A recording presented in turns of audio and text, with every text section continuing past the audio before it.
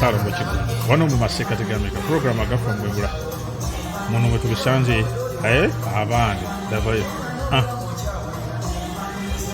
omwami mulabi oyo wete Dallas Texas nga bateekateeka olukiiko olwayuna batweyalabise babadde kujaganya enkaaga ya Uganda nga bagenzeko ku muliraano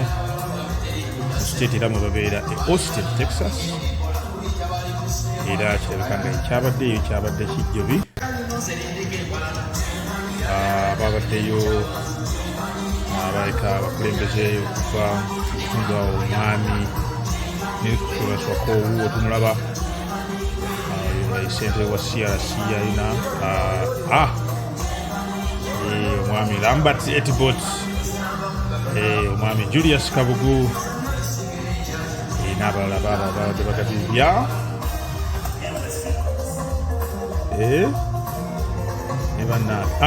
ne mwami Nsereko wuyo naye twamulengedde ye treasure wayuna